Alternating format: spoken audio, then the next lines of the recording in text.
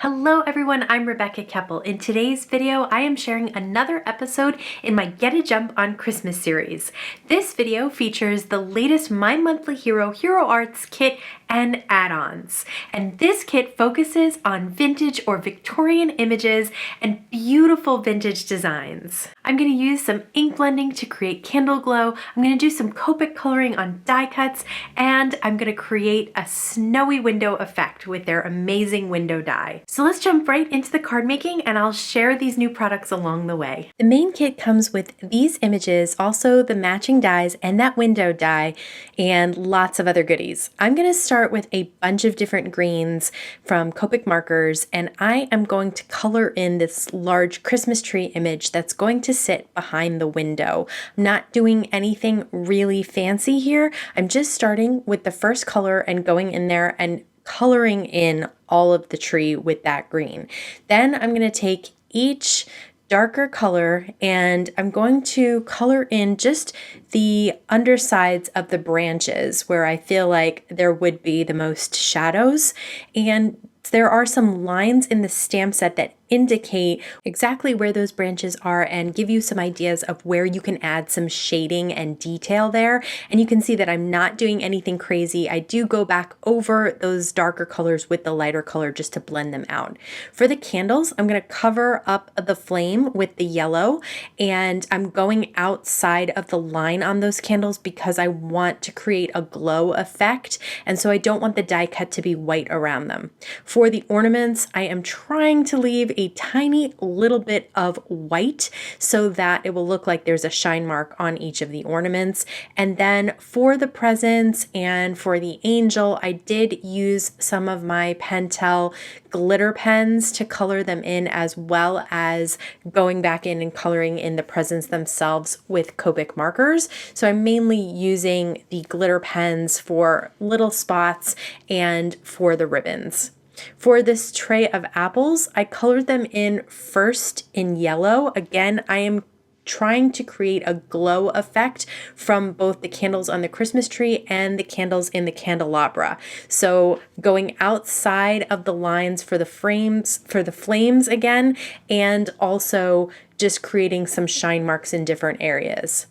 I'm going to clip apart these dies and then hold them in place with some washi tape and run them through my die cut machine. This is the window die that's also included in the main kit, and you can see that it also cuts out the rectangle and then all these little details. So there's the windows that are actually cut out, and then there's also little details that are etched in. I'm going to use some Hero Arts pigment ink in Unicorn White, and I'm going to use a blending brush and just dust the whole window, which I've cut out in craft cardstock, with some of that pigment ink. I am trying to create a snowy scene on the outside and a glowing nighttime scene on the inside. So this pigment ink is just going to be dusted all over like there's a dusting of snow just kind of attached to the window on the outside. And I'm sure to include a little bit in the window jambs because that's where the snow is going to accumulate.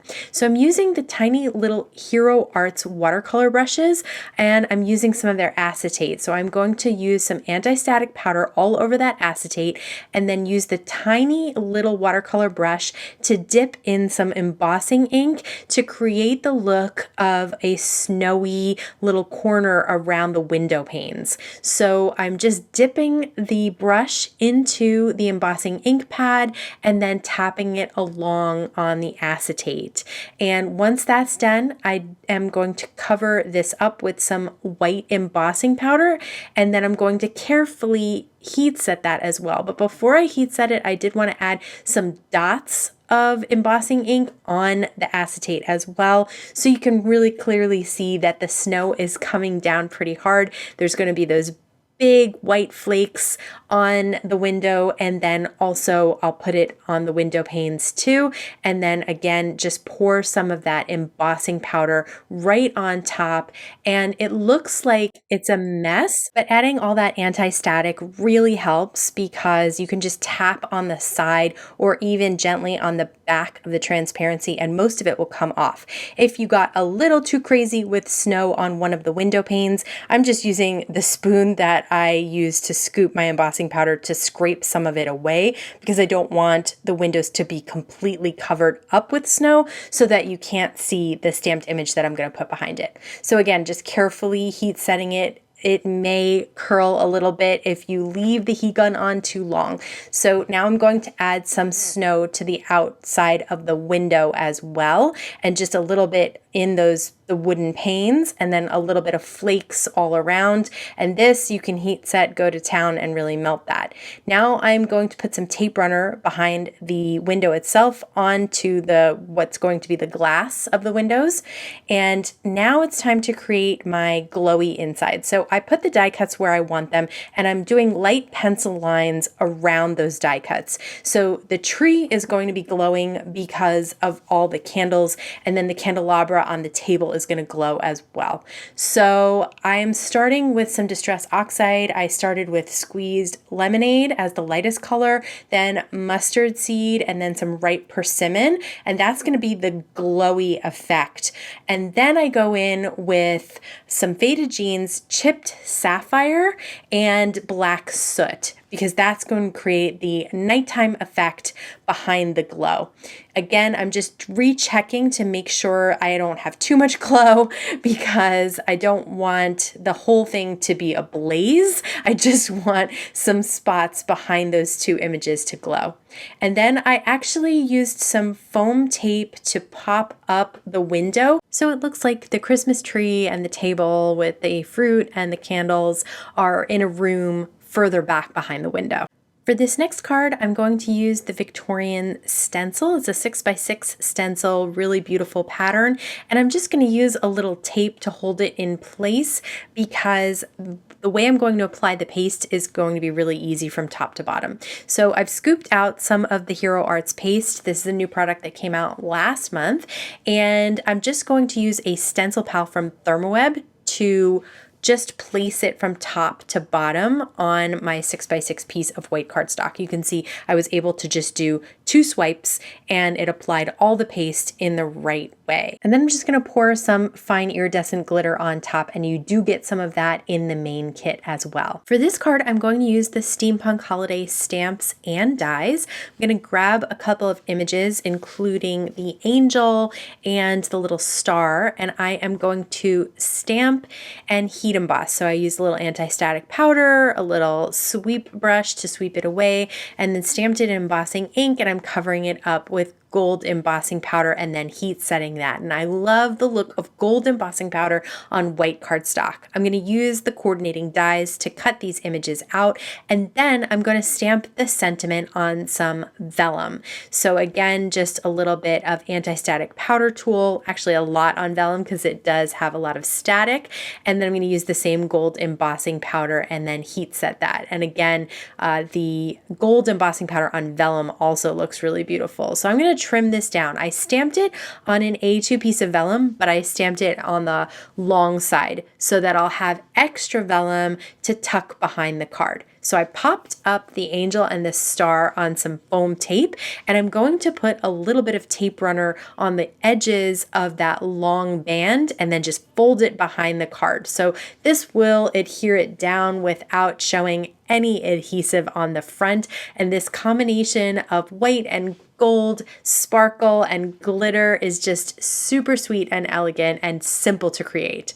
For this card, I'm going to do some Copic coloring on white die cuts. So I cut all of the vintage toy images out of white cardstock on some cardstock that is Copic friendly, so that if I did want to do some blending, I could, but you don't really have to. You can just color these images in a basic coloring fashion. I did add a little bit of layers of color on some of them, and for the bear, I have different parts of the bear, different colors. So the die cuts can be snipped, so you could put different pieces of cardstock together, or you can do what I'm doing and use those lines as guides for coloring. And I think that's a really simple way to create these colorful images without having to do a lot of intense blending. So I put the largest image on my panel. This is a 4 by 5¼ inch panel so that I can figure out where to stamp the sentiment and the little elf who is peeking on the side. These images are from the 3x4 stamp set. It's really cute. It's called Hero Greetings Christmas Shop stamp set. And so they have some sentiments, and then they also have these little elves that can be placed at the side of the card panel so that you can stamp them and it looks like they're peeking into the room. So I did flip the card panel over to do the other side, which is a different elf that's peeking, and then there's one that's peeking up or down as well. So I stamped one on each side, and now I'm going to stamp another sentiment from that same stamp set that says Santa's Workshop. So I'm going to create a wood sign that says this right underneath the Merry Christmas. I'm going to pop up my toys so that they are kind of in the foreground here. And then I am going to place a little piece of black cardstock behind the bear's eyes so that he doesn't really look like a zombie there. And then I'm going to heat set that Santa's Workshop and add some little squiggles of brown Copic marker on top of that craft cardstock to make it look like a wood sign. This is really just very simple, little squiggles, little ovals, little small circles. And then I'm just going to do some very, very basic Copic coloring for those little elves that are peeking in as well. Last but not least, I did want to add some little button eyes to the bear. So I'm using some Tonic Studios Nouveau Crystal Drops in black, and I just want the tiniest little droplets. So on the side, I usually work it out first to make sure it's not going to splash out too fast or come out in too large of a dot. But there you go, little button eyes on the bear as well. Another quick and easy way to color die cuts is to once again cut them out in white cardstock, but this time instead of Copic coloring them, I'm going to do some basic ink blending. So for this Christmas tree from these dies, I am using a bunch of different distress oxides in different greens. And I'm starting with the lightest hand that I could possibly have, which for me is a real struggle. And one way that I achieve that is to not ink up the foam. So I have dedicated foams for all of these colors, and I am not going to ink any of them up unless it comes to the point where I really want to add more color, in which case I'll take out the ink pad. But the way that I get the lightest look and layered look is just by using what's already on the foam pad. So if you don't have a foam that's dedicated already and you need to ink it up and then blend it out on a scratch piece of cardstock and then use whatever's left over there.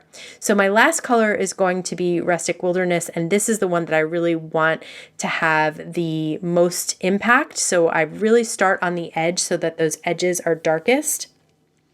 And then for the smaller die cuts, it's really easy to just pounce the color on to these little itty bitty pieces until you get them covered up. And again, just this is a really quick way to color up these die cuts. You could cut them out in colorful cardstock. That's another way you could do this. For these garland pieces, I am going to put them into an embossing ink pad, then cover them with embossing powder, and then hold them in place with tweezers or something that won't get hot when you're embossing it, and then heat it with the heat tool. So I have the 2 pieces of garland in silver metallic, and then this star I'm going to do in gold.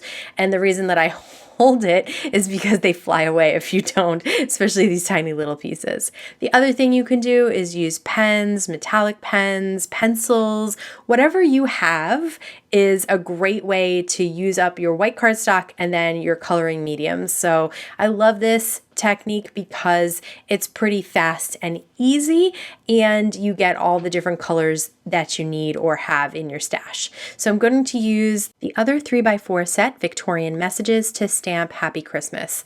Now, I stamped it a little lower than I probably should have. That's why I usually put the tallest item onto the card to see where to stamp the sentiment, but I did not do that this time, or maybe I cut it down so that I could mat it on that silver cardstock.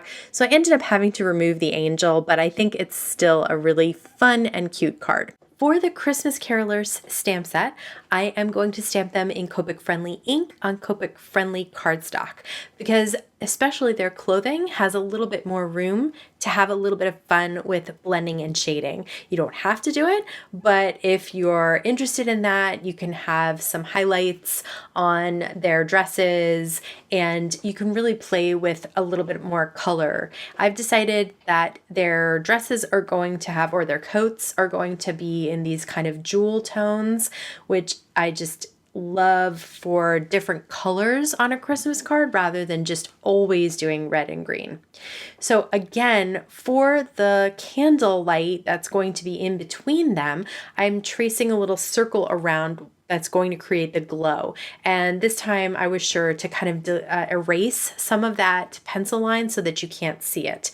But again, I am going to start with a circle of squeezed lemonade Distress Oxide ink, go around that with some mustard seed, go around that with some ripe persimmon, and then start with my night sky, which is going to start with faded jeans. That's going to be the lightest blue that I'm going to use.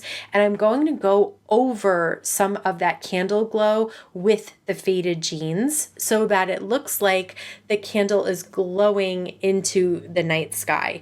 And then I come in with some chipped sapphire to sort of get it a little bit darker. And for the absolute darkest, I'm using black soot. And I do go back over all of these colors a couple of times to really get them to blend out smoothly. So I'm going back over all of those different colors with the domed foam blenders. And then if I got a little bit of the darker color on the yellow, I just go back over it with the squeezed lemonade and the ripe persimmon and the mustard seed. So I am going to put a little bit of that ink blending on the lamppost itself. And then I realized that it's such a small lamppost that I really do need to make the glow spot a little bit smaller. I'm going to use a little bit of the squeezed lemonade on the part of the face and book and hands of the character that is facing the light. So on each of them, it is the part that's going to be facing the light that gets just a hint of ink blending on top of it, just to look like they are glowing. Or not that they're glowing, but that they are facing the light and it's reflecting onto them. So next I'm going to use some anti-static powder to stamp a sentiment from the stamp set and then heat emboss it in gold embossing powder. And with all that ink blending, you want to make sure that the panel is dry and that you do use a ton of that anti-static. Once again, you just do need to tap off. This time I did flick from the back, which sometimes can remove some of that embossing powder, but there was just so much extra on there that the flick was really the only way to get it off. I'm going to use liquid glue to adhere them all down because I do want them to stick on that inky background. And then I'm going to put this panel onto some gold metallic cardstock and just use a dry cloth to get off any of the excess anti-static powder or embossing powder. Since none of my other Get a Jump on Christmas videos featured vintage images, I was really excited to work with this month's Hero Arts kit and add-ons. If you want to check out Hero Arts' latest stamp dies and stencils, just head to the YouTube description box below the video where I'll have them all linked for you. As always, I want to thank you so much for spending time with me today. Please stay safe, stay healthy, and I'll see you again soon. Really? Really? October break, yay! One more time, you get one more time. I had it too. Totally had it. Well, I think we're done.